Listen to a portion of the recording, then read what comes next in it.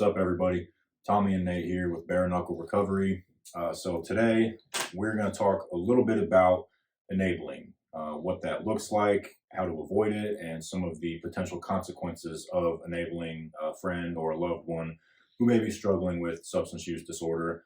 We're going to speak from our own experience a little bit. Nate and I both, our families dealt with this quite a bit when we were in active addiction. They both certainly enabled us, not knowing really what they were doing and not really knowing that they may have been causing more harm than, help. So that's just what we're going to talk about today. Nate's going to start it off by talking a little bit about how his family enabled him from time to time. Yeah, so my family, as with most families, they were trying to be helpful. They were trying to show love, giving me money to go out with my friends, helping me pay car payments, giving me a roof over my head, food to eat. I think, initially, they started doing those things before they knew I had a problem. But even while having a problem, I think their intent was to kind of love me through it and to not be too harsh, to kind of take a softer approach. And I think that's what a lot of families feel like. They do. We see it all the time with moms, specifically, because they have that, maternal instinct, and they want to love their kids through the addiction. I think that mom's love should be enough to help them get through this. And I think a lot of people are afraid to push their loved one away. Yeah, for sure. They think if they come down on them too hard or they take things away, then they may, build a resentment towards them and feel more distant and feel like they can't come to them with things. Yep. So with my family, it took them a while. Once I started to kind of have consequences, come my way. And the consequences started to affect them as well. One thing we always talk about with families is, it's basically like you're being held hostage in your own house. Yep. Because, I was bringing drugs into the house. I was arguing with my family. People were coming to the house looking for me, things like that. So this is when they started to kind of realize, and also I had a lot of overdoses. So they started to realize that, them giving me money, them paying my car payment, my car insurance, giving me a place to stay, those are actually becoming a detriment to me because it was making it easier for me to focus on using drugs and alcohol. Yep. Whereas, if I'm on the street, and not everybody, not everybody needs to kick their person out that they're dealing with. There's a series of interventions that happen before we get to that point. But, as long as you're making sure you're not, monetarily feeding the addiction, that's really the important thing. My family, they really tried very hard to, get through to me in multiple ways before they were able to take a hard line. And really what we call them is boundaries. Yep. If you do this, then I will no longer do this, right? So an example was, if you continue to use drugs in our house, we will no longer, pay for your car insurance. We will no longer give you a car to drive. We will no longer put money in your pocket because we know you're going to use it for drugs. Yeah. How about you, Tommy? What are some ways that maybe your family enabled you? Really, pretty much exactly like you just said. The giving me money thing, that stopped pretty early on when they knew that I was using drugs because they knew I was just going to spend it on drugs. But and I think part of my mom's mindset was like she was all that I had. Right. And she knew that. Yeah. Like I had a good family and I had a good, I would have had good support from my family had I actually searched for that. Yeah. But I really wasn't. And I think my mom felt like she was all that I had. I didn't have anyone else to turn to. I didn't really have anyone else to talk to. And there certainly wasn't anybody else that was going to help take care of me. And I'm her youngest son. Sure. So she thought, I was still her baby in her eyes. And so I know how hard it was for her to draw that line. I think my dad drew that line a long time before she did. Sure. The fact that she continued to enable me. And again, she wasn't really doing this, like, she didn't know what she was doing. Right. But I think it caused a lot of problems in my family as well, between my mom and my dad, between my brother and my family. All the attention, my brother was successful and had his own family and was doing the right thing, had a job, had a house, kids, but all the attention was focused on me because of all the problems that I was causing for myself. And so that's what my mom focused on, and even put my health ahead of her own, which was very detrimental for her as well. But towards the end there, just giving me a safe place to live gave me the ability to continue living the way that I was. And they would set boundaries and they would have rules, and I wasn't allowed to have a phone. I wasn't allowed to leave the house unless I was with them. And I found a way around every single one of those things. I got out of the house one time and I went to Dollar General and bought a phone. So now it was $30. So now I've got a phone. They go to sleep. at night, and I just stay up and would wait for them to be asleep, and then I would leave, and I'd be gone all night, come back home before they wake up, and they didn't know, Right. what was really going on. But like I said, just the fact that I had a roof over my head, a safe place to live, as long as I had that towards the end, Mhm. then I had the ability to keep focusing on, like you Yeah. said, continuing to get high. Enabling is basically, any way that you're providing somebody that's in active addiction a way for them to continue in the active addiction, Yep. without having to put in too much effort on their own. Yep. And I think, like we've said, a lot of families struggle with that and they struggle to find out what their boundaries are.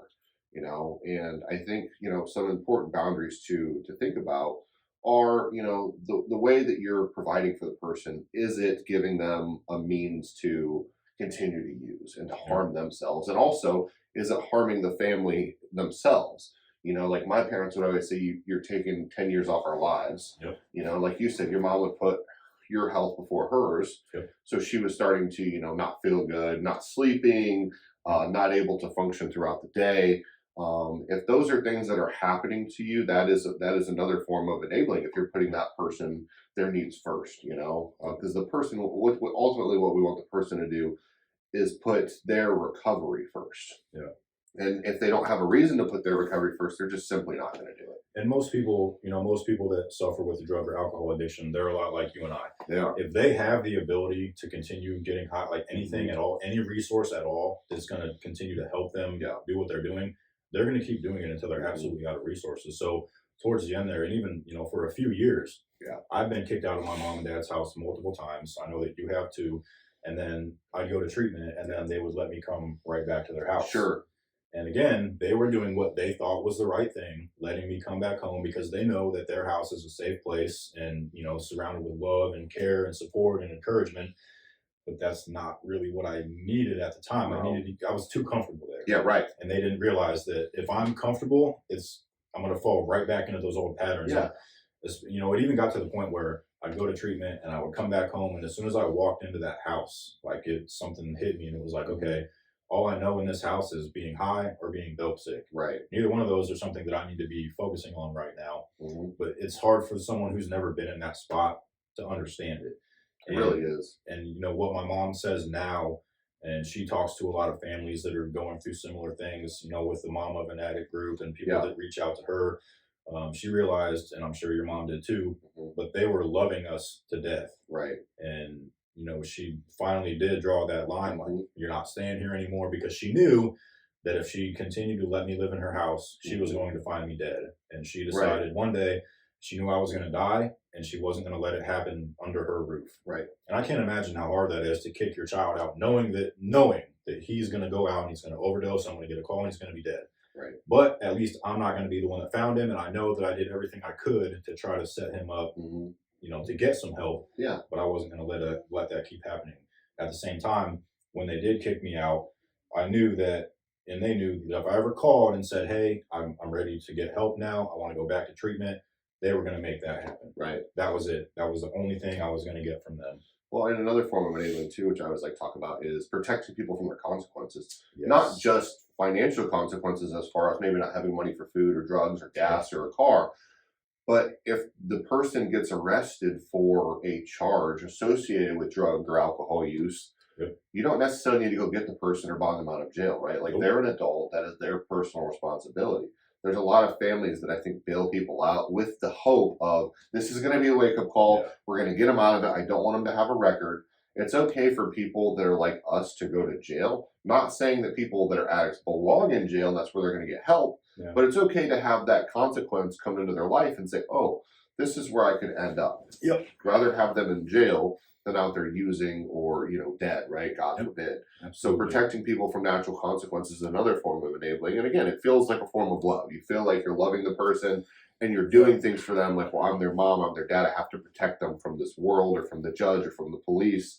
Many of us, we get ourselves into these situations because of the choices that we make. Yep. And a lot of families too, another reason people will push off, asking the person to leave their home if they continue to use drugs, or asking the person to say, hey, you can't stay here. You don't have to go to treatment, but you can't stay here. Yep. They'll say, well, I don't want to make my loved one homeless. You're not. You're giving them a choice. Yep. You're giving them a choice. You go get help, but you can't stay here.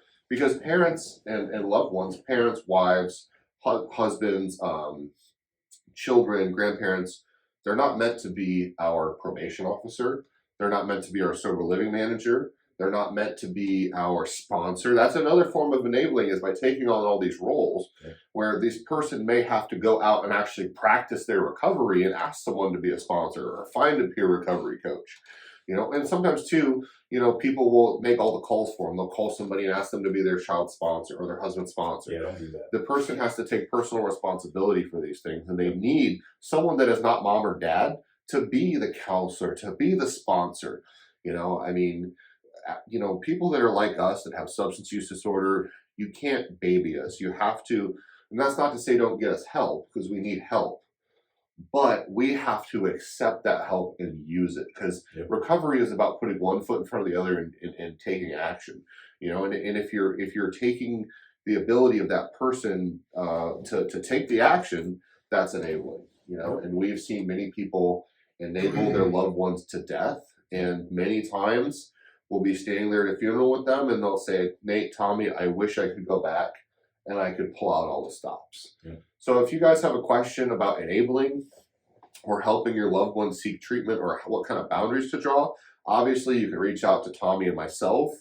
But as Tommy mentioned, Jen Hope and his mom, Jenny Streeter, run the group, The Mom of an Addict. Also, for those of you in the area, at a facility here in town, Fort Wayne Recovery, they have a friends and family support group on Sunday nights at 5 p.m., the second and fourth Sunday of every month. So if you guys want questions, you want resources, we're glad to answer them for you. Yep.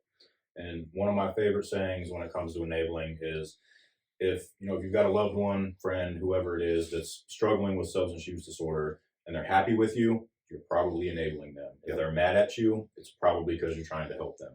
So, and you would rather have the person be angry at you and alive than happy with you and dead. Right.